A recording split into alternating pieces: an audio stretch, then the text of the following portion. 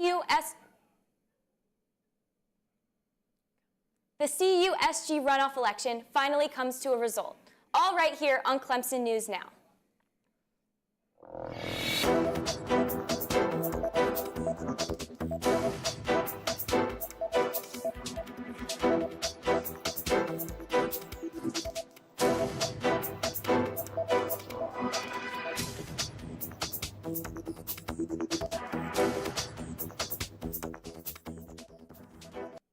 Welcome and thank you for joining us. I'm Mara Kane. And I'm Ann Withers. An unfortunate end has come to one of the most iconic stores in America, Party City. The company initially filed for bankruptcy in January of 2023 after revealing it had amassed a whopping $1.7 billion in debt. They had hoped filing would give them much needed time to chip away at this debt, but to no avail. After an unsuccessful reopening a few months later, the company found itself filing again the following year in 2024. But what led to the demise of such a beloved organization? Many argue that online competitors combined with a sharp drop in in-person activities following the COVID-19 pandemic in 2020 were a perfect storm for Party City's failure. While many Americans are saddened that their favorite childhood chain is shutting down, it is clear that the Party City simply did not do enough to adjust to an increasingly online world. Longtime customers and loyal Party City fans have certainly had a big reaction across the nation, mourning the loss of their go-to party needs store as the last locations closed this past week. Last month, the International Crisis and Risk Communications Conference was held right here in Clemson Student Center. We turn to Mara Kane with more information. On March 13th, Clemson University was the site of an international gathering as experts from all around the world came together to share how emergency officials responded to crises. One of the key topics at the International Crisis and Risk Communication Conference was Hurricane Helene.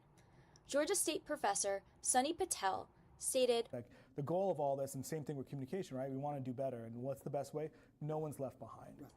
Fostering collaboration between crisis communication professionals, researchers, and leaders through interactive sessions, panels, and helping shape better responses for future tragedies. Thank you, Maura. Shifting gears, former NFL cornerback Richard Sherman faced a serious situation over the weekend. Sherman, the former Super Bowl champion and star of the Seattle Seahawks in the 2010s, recently revealed that his home was broken into while his family was inside. Just after midnight on Sunday, March 30th, 3 masked individuals burst through a window in Sherman's Virginia home, one brandishing a pistol.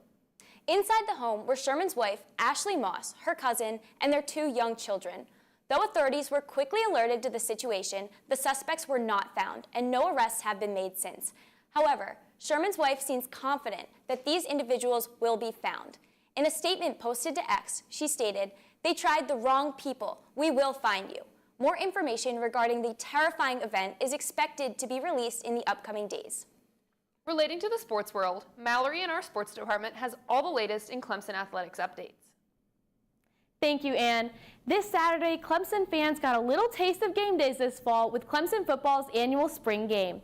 Clemson's offense defeated the defense by a score of 33-15. The offense was led by transfer wide receiver Tristan Smith, who scored a touchdown and caught 5 passes, totaling 137 yards.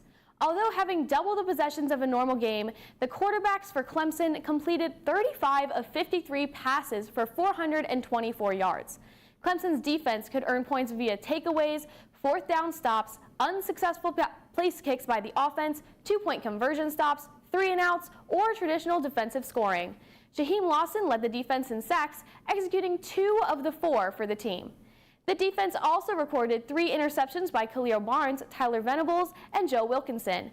The spring game marked the culmination of the Tigers' 15-session spring practice window. Clemson football will now turn its attention to the highly anticipated season opener versus LSU on August 30th. Moving over to the Diamond, Clemson baseball completed a series sweep over the California Golden Bears this weekend. After winning the first 2 series games, the Tigers battled through a close back-and-forth game on Sunday to secure all 3 wins. The Golden Bears quickly got on the board with a solo home run in the bottom of the first, and it wasn't until the 4th inning when the Tigers took the lead on a pinch hit 2-run homer by Tristan Becerra, his 3rd of the year. The Golden Bears came back to tie it in the 6th with a couple of 2-out runs.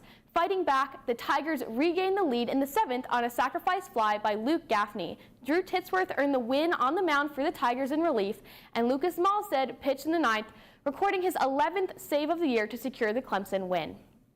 Softball also had to come from behind this win on Sunday to secure the 2-1 series win over Stanford. The Cardinal took a 2-0 lead in the 1st after a home run to left center field. It wasn't until the 5th when the Tigers answered back and finally got some runs on the board. With the bases loaded, Maddie Moore hit a base-clearing triple to give the Tigers the lead. Julian Noller drove in another run in the 5th, making the score 4-2. Stanford answered, tying the game, yet the Tigers scored 3 more in the next inning, which would be enough to hold off the Cardinal. This win pushed Clemson to 30-11 on the season and 11-4 in ACC play. On Friday, the Clemson gymnastics season ended after coming in 4th at the Alabama Regional Session 2, needing to be in 1st or 2nd in order to move on.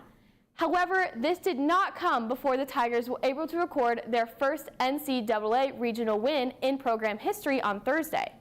After being down by .325 after the first 3 rotations, the Tigers put up a stellar 49.275 on the floor to take a 195.4 to 193.875 win over Rutgers and secure their first NCAA regional win. That's all I have here in sports. Back to you. Thank you, Mallory. A high school track meet turned deadly last Wednesday morning after a dispute over a team tent escalated into a fatal stabbing. 17-year-old Austin Metcalf, a junior at Frisco Memorial High School, was killed after an altercation with fellow student athlete Carmelo Anthony from Frisco Centennial High School. According to a police report obtained by Fox News, the incident began when Metcalf asked Anthony to move from the Memorial team's tent. A witness stated that Anthony responded, quote, "Touch me and see what happens," before reaching into his bag. When Metcalf then pushed Anthony to get him out of the tent, Anthony allegedly pulled a knife from his bag and stabbed Metcalf in the chest. Metcalf's twin brother, Hunter, was at the scene and attempted to help the altercation that turned fatal. Unfortunately, it was too late. Carmelo Anthony was taken into custody at the scene by a school resource officer. According to the report, Anthony told officers, quote, "I was protecting myself. He put his hands on me." One officer noted that Anthony had blood on his left middle finger. Anthony is currently being held in the Collin County Jail in a $1 million bond. In the days following the incident, an online fundraiser for Anthony's family has raised approximately $150,000. In a statement posted on the crowdfunding site Give, Send, Go, the Anthony family said, quote, "The narrative being spread is false, unjust, and harmful. Your prayers and assistance mean more to us now more than ever." The Metcalf family has also spoken out, with Father Jeff Metcalf telling Fox News, quote, "My life was destroyed." The investigation into the deadly confrontation remains ongoing. As we prepare to wrap up the semester, Caitlin has all the weather updates you'll need to know for this upcoming week. Caitlin, what's the weather looking like in Clemson? Well, more showers will continue overnight and into tomorrow morning with a few scattered thunderstorms possible around noon tomorrow. For those of you heading to the Clemson Music Fest, it looks like the rain will clear out with temperatures falling into the 50s later in the evening, so you may want to bring a sweatshirt or a jacket. Saturday should be a pretty nice day with a high of 66, and by Sunday the temperature will warm back down with a high of 71. Moving into the next week, Monday will bring a high of 84 degrees with temperatures dropping back down to about 70 degrees for the rest of the week. Keep up the good work, Tigers, and finish the semester strong. Back to you, Maura. Thanks, Caitlin. The recent rain has made a big impact in the upstate, but not just on temperatures, but on major South Carolina fires that have been burning for weeks. The infamous South Carolina fires have finally been extinguished as of April 8th. Officials say that the recent rainfall has helped secure fire lines previously constructed by first responders, making it significantly easier for firefighters to contain and to put out the remaining flames. In all, the Table Rock fires and the Persimmon Ridge fires managed to burn through almost 16,000 acres of land before their containment. Despite the significant damage, residents of the surrounding areas are just glad to finally be resting easy after 18 days of uncertainty. And for our final story, the Clemson student body election has taken an interesting turn. The runoff election to determine Clemson's next student body president and vice president has developed, following a series of new rules approved by the Clemson Undergraduate Student Government Senate earlier this week. The temporary election rules, 6 in total, were introduced Monday, March 31st by Allison Jennings, secretary of the CUSG Elections Board, in an effort to ensure a fair and orderly runoff process. Among most notable changes, candidates must now receive a majority of over 50% of votes to win outright. Additionally, the Elections Board reserves the right to restrict campaign days before the runoff. If student participation drops, the board may also provide impartial campaign materials to inform voters. Violations of the election bylaws or campaign rules could now result in immediate disqualification, depending on a review by the Election Board. Reports of violations must be reviewed and decided on by 11:59 p.m. the day after the election. If both parties receive violations, the ticket with fewer infractions will be declared the winner. Final decisions on violations will be made by the Attorney General and Assistant Attorney General and a neutral member of the Senate Steering Board, all in conjunction with the Elections Board.